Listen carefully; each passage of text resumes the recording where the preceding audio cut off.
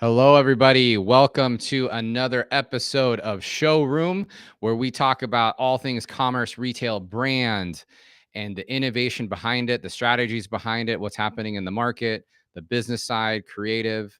That's what we do. And it's a weekly show that we started just a few weeks ago. And I love to invite people to listen in, share this out with their colleagues. And if you want to join the show, if you're a retailer brand, come on and reach out to us. Just to get right into it, next week we are headed to the NRF conference in New York City. Niftmint is actually going to be sponsoring a booth, and we're sponsoring the conference. So if you find yourself at the NRF conference and want to connect with us, definitely come stop by our booth. We'll be talking about authenticating products and experiences, tokenization, and RFIDs. We'll also be talking about our new product stable coins for brands and enterprises. And I'll be joined by my colleague, Aaron Lowe, who a lot of you know, and myself. We will be there. So if you are at the NRF conference or in New York City and would like to connect next week, or I should say next weekend and the following, definitely reach out to us. We already have a handful of meetings lined up with some executives at big brands. We're also going to be creating a lot of content there. So if you see us there, definitely stop by because we will be recording directly from our booth, looking to get insights from you retailers and brands and see, what you have on the horizon, what you think is out there. I'm excited for today's episode because we're going to do something a little bit different in that this is our very first episode with a guest. So I'm really excited to introduce our guest to you today. And what we'll do is we'll talk with her a little bit and get to know her. And then we'll get right into our topic. So with that, I'd like to introduce my dear friend, Tiffany McGhee. How are you doing, Tiffany? I'm great. Johnny Blanco, how are you? I'm fantastic. Thank That's you what I call so you. much for joining me. Tiffany, I actually have a pretty funny, interesting story in how we met each other, actually. It was in the pandemic days. We met on Clubhouse, of all places, if people remember Clubhouse. And I used to host these rooms around entrepreneurship and founders and startups, and that's how I met Tiffany. And we did some pretty fun things together, like our Founder Streams Accelerator, which we'll leave that for a different day. But Tiffany, why don't you go ahead and introduce yourself to everybody? Yeah, so no, it's exciting to be here. And so I'm Tiffany McGhee.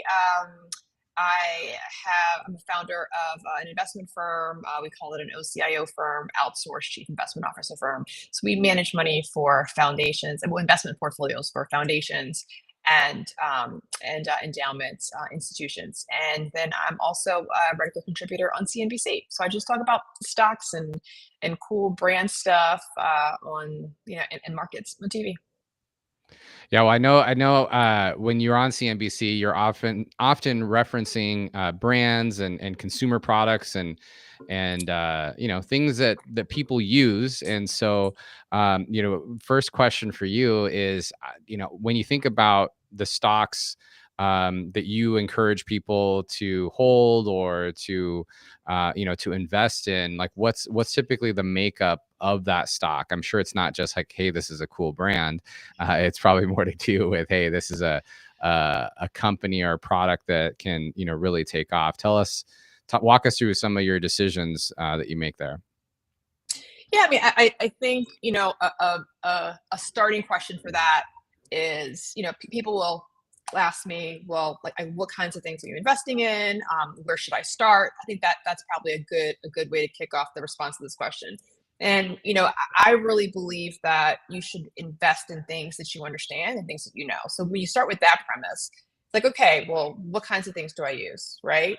Because you can just walk into your kitchen, you can walk into your home, and you can see stocks all over, right? We're surrounded by brands and products, and a lot of those are publicly traded companies. And so, if it is a product, a brand that you use around your house, or you know, like regularly, I think that's a good place to start. And then And we is that also basically because if it's something that you recognize or use, you'll probably pay attention to it more? Well, not just pay attention to it. It's like you understand it. So I think like Warren Buffett says he never invests in anything that he doesn't understand. Right. So if it's a product that you use on a regular basis and that you like, and maybe your friends like, this is something that you understand. Right. So, I'll use like women investing for, like as an example. And so, um, you know, research shows that women make better investors than men. I know, like those are fighting words to some people, but all the research actually shows that, right? So we tend to do more research. We tend to have a plan, stick to a plan. But what happens in reality is a lot of women don't have a lot of confidence around investing. Certainly, there are a lot of people that don't have a lot of confidence around investing because Wall Street makes it on really hard, I think, on purpose. And but women are such a key piece of a lot of brands markets, right? And so when you think about all the things that are like women's brands or women's products, brands will spend so much money marketing to women. And when you think about like face products, like beauty products, hair products, women are the kind of individuals that use something, love it, and share it with a friend, right? And things just go viral. That is really our MO. And when you have a pattern like that, if that's a publicly traded company, chances are other people like that too, right? And so I can look at things like, and not all publicly traded companies, but like clearly I have curly hair. For all my curly hair girls, we know when there's a product that we like, it you put it on Instagram and it just goes from like 0 to 100 and everybody is like loving it if it's a really good product. Of course, the opposite is true if it's a bad product, right? I If use it hair is not product a great also. product, I know. This is why we can have this conversation. So if the product isn't all that it's cracked up to be, we find out rather quickly. And so that's when especially women, when I'm talking to women and they're like, where should I start investing? It's like, well, what are the products that you're using every day, that your friends are using every day? You can actually buy stock in that, if it's a publicly traded company. And so I always say, like, if you're going to get the shoes and the clothes and the bag, you might as well get the stock as well. And that's kind of participating in that entire market ecosystem.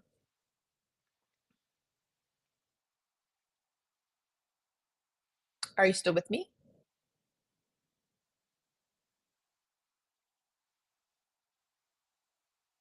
I hope you're still with me. Sorry, I just wanted to make it awkward. Apologies. Okay. Cool. Cool, cool, No, cool. I I wanted was you to like, have your I'm shine, patient. and I couldn't figure out how to come back. So I was like, wait, why is this not clicking? Apologies for that. Listen, I do But live TV, so it's totally fine. hey, I exactly. This is just more preparation and more Yeah. more more repetitions in there. So no, I think Yeah. that all makes sense. And you being someone that's on CNBC often, giving your takes on this. I think you are a very call it fashion forward person. I'd love to think of kind of take it down to that side. Like how do you think about fashion and not just like the decisions on things that you wear, but again from your lens of being an investor. Yeah, I mean, I think that fashion has, especially, I would say, like even in like the past like 5 years, right, has really gone through this evolution. I would definitely say 10 years, but particularly you can see it in like the past 5 years. This kind of evolution, shift from having brick and mortar retail to online, and then I would even say like from websites to apps. Like the introduction, the appearance of Amazon and how it has really kind of like dominated everything. And I just kind of pay attention to buying patterns. And I'll tell you, like one brand that I am just so blown away and floored by and impressed by is Skims. And so it's not a publicly traded company. Of course, it's Kim Kardashian's brand. And it is her team. They are experts at execution, at marketing, at branding. Her as a style fashion icon. Of course, she could just get up there and just say, "Oh, I have this shirt," and it would probably just go viral. but she's really first listened to women and created a solutions-based company. Listened to, and in a similar way that Lululemon did when they first came out. And so if you can just rock with me for 1 second, I've always been so impressed with how Lulu took market share away from Nike. Nike was making clothes for athletes. Nike was not making clothes for women. They were making clothes for men. Did they have women's clothes? Yes. Were women buying them? Yes. But Nike's game is a sneaker game, right? Lulu came along and said, hey, listen, I see you moms. I see you professional women. You guys are not, society doesn't see you as athletes, but we do. We see you going to the gym, or we at least see you putting on leggings and attempting to go to the gym. You might not make it there, but we're going to make clothes for you. We're going to make clothes that feel good, that look good, that are functional. We're going to listen to you and we're going to deliver. And that's what they did. And that's how they were able to take a lot of the women's market away from Nike. Now they have some issues right now. They've got to get back to it because there's so much competition. And I think one of their biggest competitors, I don't know if everybody sees this, is Skims, right? So the Lulu girl is also, a lot of them are also the Skims girl. It's, not necessarily what you would work out in, but in the same way, everybody knows that Lulu created the term athleisure, right? They put athleisure on the map. Well, I think what Skims is doing is putting lounge on the map, because somehow Kim Kardashian has convinced all of us that we need to look hot to sit on the couch. And I've drank the Kool-Aid, right? Like, I need to look absolutely fabulous to sit on my couch and do absolutely nothing. And, I can't even tell you how many carts I've Skims carts, items in my cart I've had throughout the holiday season, before the holiday season. I mean, it's really insane. And all my friends. And if Skims was public, I would definitely buy stock in Skims. But I think sometimes Skims is worth translation. $4 billion now. I think that's the estimate, Yeah. that it's worth $4 billion. Yeah. I agree. I think Kim Kardashian and her team have done a fantastic job with Skims. We actually profiled them a couple weeks ago, where we talked about not only the launch of their New York flagship store from a few weeks ago, but just some of the partnerships that they're doing. So, partnerships with the North Face, you have those nude tones on the slopes, and, super comfy, like you're talking about, leisure wear, but on the slopes, where I feel like a lot of times when you think about skiing outfits, you think of bulky or baggy, or, type of clothing. And then with the NBA and the WNBA. So, she's the official underwear partner of the NBA and the WNBA. And then also Dolce & Gabbana. She did a campaign with, not a campaign, a partnership and campaign with them. And there's a bunch I can't even think about right now. So yeah, I totally agree with you on that. Yeah. Yeah. I mean, listen, again, like she's the queen of brand collaborations. And I love that mindset. When you look at some of these older school brands, they are all about self, which I totally understand. Like, we're going to sell our products. She's like, listen, if you can't beat them, join them. Because when you think about who she is as a style icon, she is in expensive clothes most of the time, and then her own brand. And so she's really making some of these expensive brands accessible to a lot of her fans, a lot of her customers. And so that Dolce & Gabbana, partnership, I mean, sold out in like less than an hour. The North Face collab sold out in like 30 minutes. I mean, you can't even find any of that anymore. It's insane.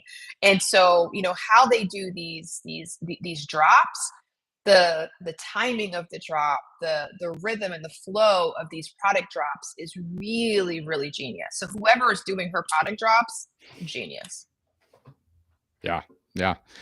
You brought up Lululemon, and kind of how they also, took some share against Nike. And I'm just curious on your thoughts on Lululemon in general right now. It seems like they're kind of getting hit by a couple different brands as well that are trying to take into their space. What was that recent brand that started out as a men's? Vuori. What's it called? Viore. Viore. Yeah. Yeah. And Yes. that's Yeah. taking some share there. So, Yeah. um, Yeah, no. So listen, I think I'm a Lulu girl through and through. A lot of times when I'm on CNBC, I'm actually coming in virtually. We have all the contributors get a whole setup at home, and a virtual setup. And so from the pandemic in 2020 through to you know probably as early as this year, every time I was on CNBC virtually, I was in Lulu Leggings. And if I was talking about Lulu the stock, I was talking about the fact that I was still in Lulu Leggings. But they've had some issues, over the past few years. I mean, things like supply chain issues. I think they have some issues with some of their SKUs. You don't necessarily need 20 colors of like one thing, right? And a lot of Lulu's magic was that you would walk into the store and get that in-store experience, and you really feel like that you were an athlete, right? That they recognized you as an athlete. And then that they were also really amazing at transitioning that in-store experience. Maybe that was like the entry point for clients, but transitioning that to the app. They were amazing at that, which was very good for them during a pandemic, because now nobody had to walk into the store. They were already a customer. They had the app. They knew what they wanted. Just add to cart, add to cart. So that's really interesting, but they're struggling right now. And so we see brands like, I think that the biggest competition for Lulu right now is Viore, which, as you mentioned, started as a men's line, but it is the fabric is amazing. Lulu has a fabric called the Line that people went crazy for. You could literally sleep in these leggings. But funny enough, when they first came out, you really couldn't work out in them because they would just get a little like pilly. But they changed the formula and they're a little bit better now. But they're just so comfortable. These are the leggings people live in. Well, Viore, and this is probably something nobody's talking about, but Viore comes out and makes has this fabric that is so soft, so great, and they actually put it in a performance legging, right? And it feels to me as soft as this Align. Doesn't feel perfect. You can work out in it. You can do all these things. You still look great. But I see the difference in the business model from Lulu to Viore, and they have much fewer SKUs than Lulu. It's more of a simpler business model, but they are popping up. It's sort of a brand out of California. They're popping up everywhere, and they're taking a page out of Lulu's book. They're listening to women. They're listening to men. It really is a solutions based product. So I think Lulu's biggest competition is Viore, and then second, I would also say Skims. And so but they have brand recognition. I think they can really turn this around. They have the brand recognition that Viore doesn't necessarily have right now. do they have the brand recognition or the brand ambassador? Or is it one and the same? They have both. Yeah. No. I'm saying Lulu has brand recognition, right? Oh, so yes, got it. My bad. Skims, but I know exactly what you're talking about. Skims has the brand ambassador, right? So there is no. I mean, and here's the thing: Skims is really a great brand. They are a solutions. Yeah, no, you're right. Brand. I think Skims can stand on its own outside of Kim Kardashian. I think I really do. I think people. I think obviously when it started, no, but I think now it can stand on its own. Yeah.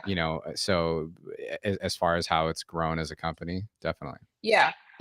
I mean, I do think so, but nothing takes the place of Kim putting something on and then next day sells out.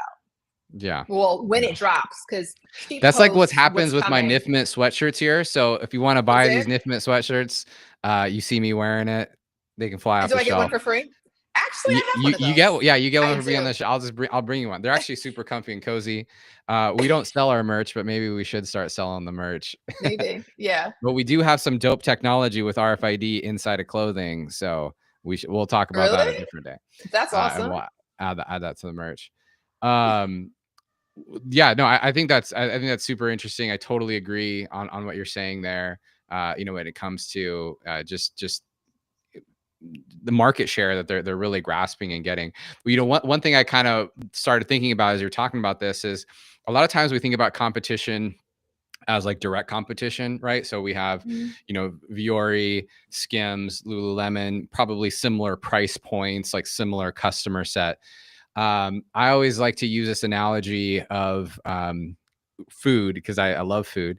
But if you were thinking, if you owned a Mexican restaurant, for example, and there was a Mexican restaurant across the street, you might say like, oh, my competition is the Mexican restaurant across the street. When in reality, your competition is also the Italian restaurant, the Japanese restaurant, the pub, because your competition is every alternative to you. Yeah. So you can only eat once, you know, per meal, basically. Most people can at least. And so, you know, kind of similar with clothes, you can only wear one, you know, legging at a time. So, you know, I'm really interested in on your thoughts, and I have some of mine when it comes to like Shein and Tumi, or not Tumi. What's the other one called? There's Shane, and then Tumi's the bag, luggage bags, not Temu. It's and Temu, right? So you have like these really low cost, fast fashion alternatives that you know, you see them promoted in the TikTok shop and in Instagram shops, etc.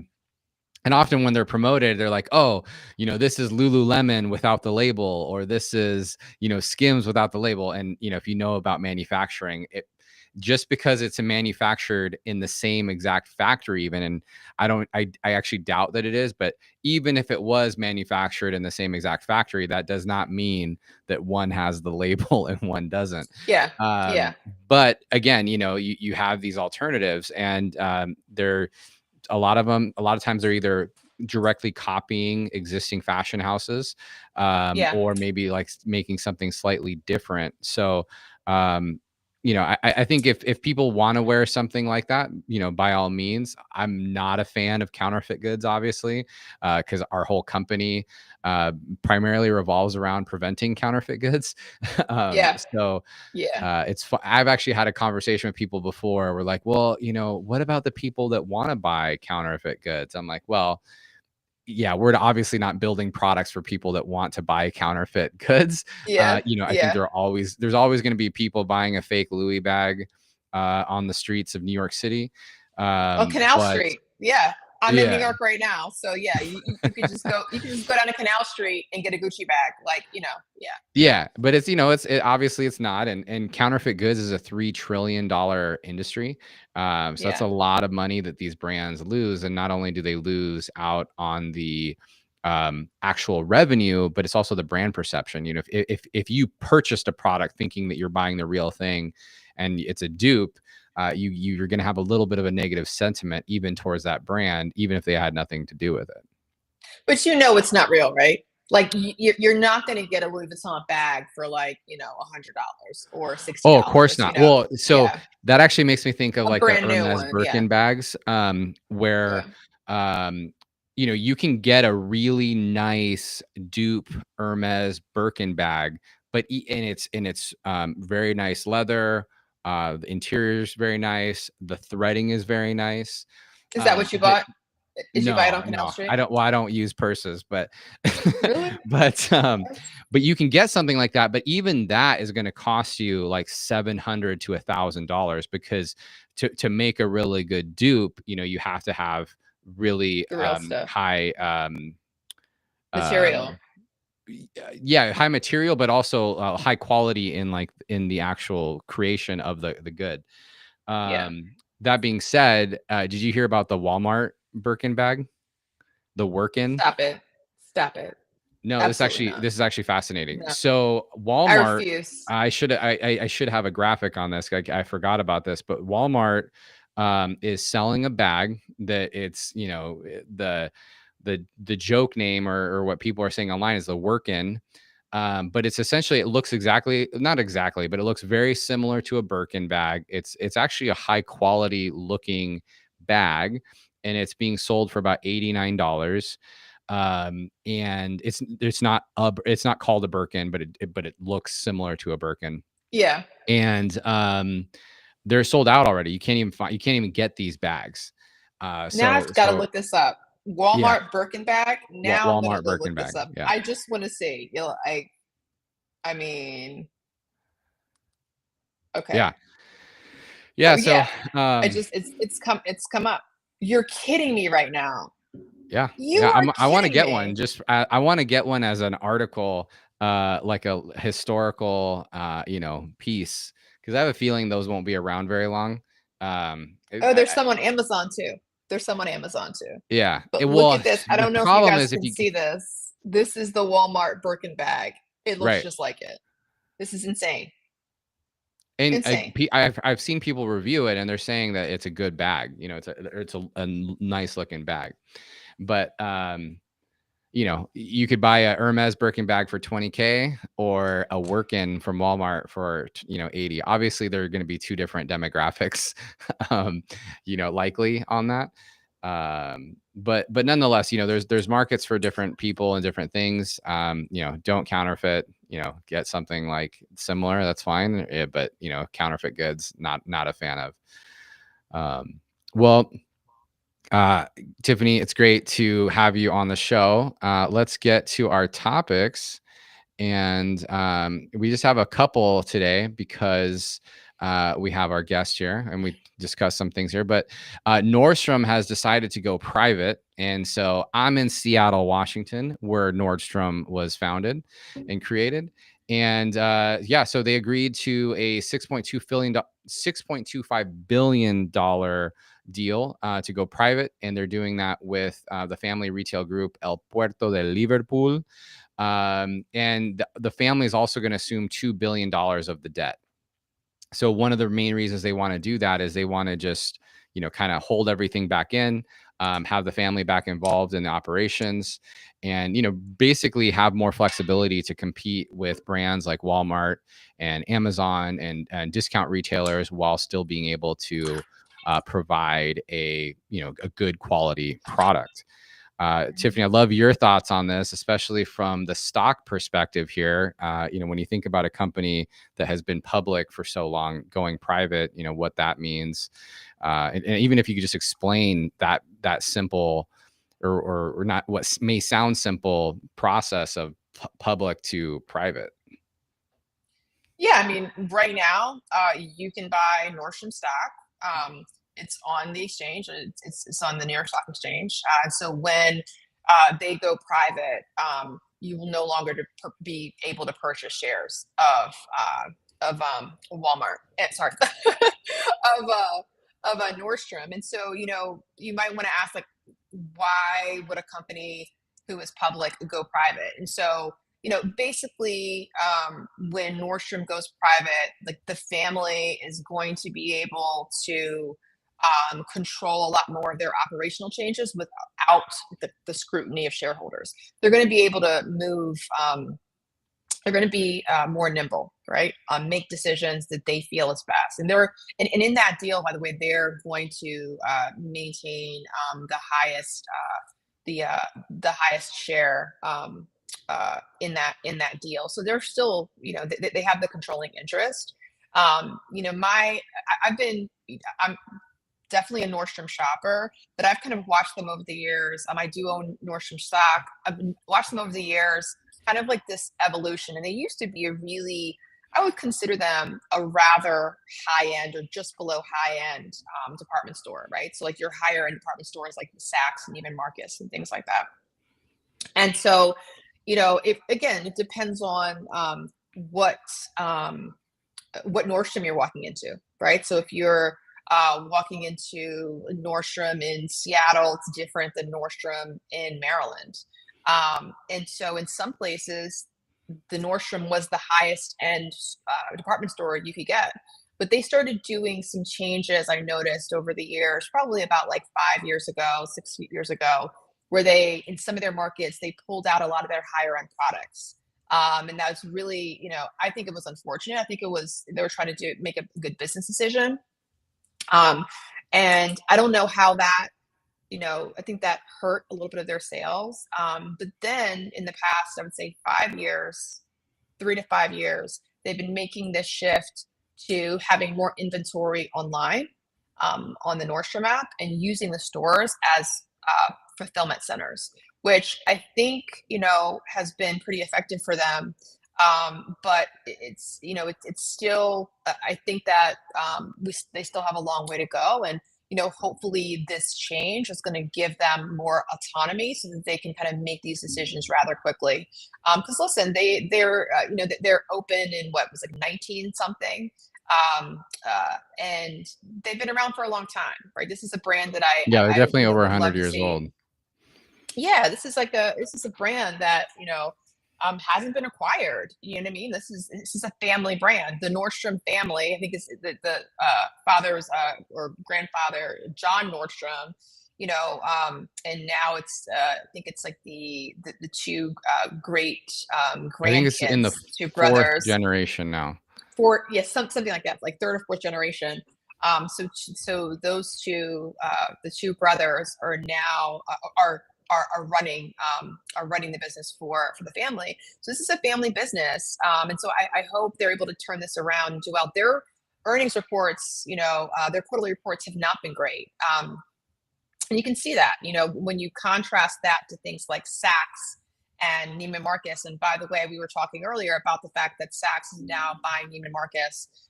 And I think that with that purchase, with that acquisition, they're going to be, I think, the largest department store like conglomerate. And so, in contrast to Nordstrom, that again, not super high end, but definitely higher end, right? But the partnership, this acquisition between Saks and Neiman's really creates this behemoth of luxury department store. And so I'm really interested to see how that's going to play out. Yeah, and to go back to the Nordstrom topic just for a second, I think on my side, what I've really noticed about Nordstrom is the dedication. Following along with what you said, the dedication that they have taken, not only to that fulfillment center type model, but the technology as a whole. I talk about this often when we talk about with brands is, like most brands don't have big tech departments. Most brands either work with an agency, or they might have a smaller, kind of tech team. Nordstrom is not like that. Nordstrom does have a massive tech team, behind Yeah. it. They have a behemoth of a tech team, in everything from Nordstrom Rack to Nordstrom, just how they've made the shopping experience a lot easier. The omni-channel aspects of it, of how you can, really go online, offline, and how you purchase things. And then, my main experience when it comes to Nordstrom is, of course, is the Seattle flagship store, which is interesting because they might have these at other Nordstroms, by the way, but I definitely notice it in the Seattle one where they'll have these essentially mini stores inside of Nordstrom of Yeah. all the high-end luxury. So you have a Louis Yeah. Vuitton and Tom Ford, Saint Yeah. Laurent. You have all these, mini stores inside of it, which is Yeah. pretty fascinating. Chicago's like that too. I mean, if it is, and I think, and I haven't been to the flagship in New York, but the Chicago really used to be the main flagship. I know, and I haven't been in the one in Seattle, but Chicago was crazy. I think it's like 6 floors, something crazy like that. Yeah. But anytime, and Nordstrom was really my go-to department store. It was really one of the only ones that we had in the area where I live in, but it just had everything. And when I went to Chicago one time, I literally went to Nordstrom, and they have these bump outs, is what they call them, of all of these luxury brands. So you're able to have, and it's the same thing that like Bloomingdale's has, right, in their New York store, and some of their larger markets. Same thing that Saks has. Just in Saks yesterday, actually. But there's like and everybody knows Nordstrom Cafe, which I think was always really cool, because it's really creating this experience, and it's pretty decent food. But they had the one in Chicago. There's a bar, like you can, literally sit down. You can buy a bra, buy some lipstick, buy some shoes, buy a tuxedo. No, I think the food and shopping combination works pretty well for a lot of folks. Yeah, we just talked about that actually with Louis Vuitton in their flagship store. A couple Oh weeks yeah, ago, they opened the yeah. Lake Cafe in New York. So No. So that's actually not open right now. So I I thought thought that it it was just opened open. like a month ago. No. So I just so we Did just they passed close it? by. Yeah, it's under construction right now. It's under construction, so you cannot go in there. What they do have actually, because because it's holiday season, is this mesh, like I don't even know what you call it, like just huge, not a statue, but it's made of mesh and it's Louis Vuitton cases, like trunks, and it almost looks like a Christmas tree. Yeah, So yeah, I because I saw thought that. that the flagship was open, thought the flagship was open, so we went, and you cannot go inside. What's there is that mesh, huge, you know, Huh. uh, Well, I'm gonna be there situation. next week, so I'm gonna knock on the door. Maybe they'll let me in. Yeah. So on this Neiman Marcus side though, just to kind of share some of the details. So Saks has announced this acquisition for $2.7 billion of Neiman. It basically, the merger is going to end. The merged entity will be a combination of 36 Neiman Marcus and 41 Saks Fifth Avenue stores. So I think that is definitely going to, I wonder though, is that even, isn't Nordstrom still bigger than that though? Store count wise? I don't know. I have to look. Let's look it up real quick. So you said 41 and 41 plus 36, I what? think. So Yeah, Nordstrom's bigger. 36 Neiman and 41 Saks. But what I was talking about was the market. Oh, of So course. Yeah. the type of market, right? Because all department stores aren't created equal. Saks and Neiman's are very high end. Yeah. Nordstrom, again, I would think so. I would describe it as a higher end, but over the years, I think that it's kind of changed. And now they want to compete with Walmart and Amazon. That's not the Neiman's or the Saks customer. These are two different things. Like I don't know how many viewers, listeners have ever really been into a Saks Fifth Avenue or a Neiman Marcus. It is insane. These are not. Of course, you can always get deals places, but this is a place where you can get a $2,000, $3,000 shirt, right? Yeah. It's not Walmart. It's not Walmart. Yeah. It's a completely different market. So what I was saying is that this acquisition creates the largest high end department store conglomerate. Yeah, that makes sense. Nice. Well, Tiffany, thank you so much for joining us this week. I hope you enjoyed this conversation. I definitely enjoyed it, and I think we should have you back on again. Sure. Any parting words that you have for those listening? No, I mean, listen, you should just definitely watch this Niftmint show. I mean, listen, I've been, you and I've been friends for a long time. I consider you one of my besties. Certainly the expert on all things Kanye West. But yeah, no, I'm super excited for your show. And I'll be tuning in, and so I hope everybody else does too. Yeah, awesome. Well, thanks so much, Tiffany. What are some good ways that people that are just getting to know you here can pay attention to what you're doing, follow you, know where you're at? Sure. So I am Tiffany, Tiffany Invest, INVEST on Instagram, on Twitter. That's where I show a lot of my CNBC clips in pretty real time. It's just Tiffany Invests with an S. Awesome. Well, thanks again, Tiffany. Hope to see you soon. Having me. And for everybody watching, appreciate you watching episode 5 of Showroom. Please make sure that you give this a like and a follow. Please do subscribe to our channels across socials. We're primarily on YouTube, LinkedIn, and Twitter. We greatly appreciate that. And share this with other people that you think would enjoy these conversations. We will see you next week. Thanks so much. Bye.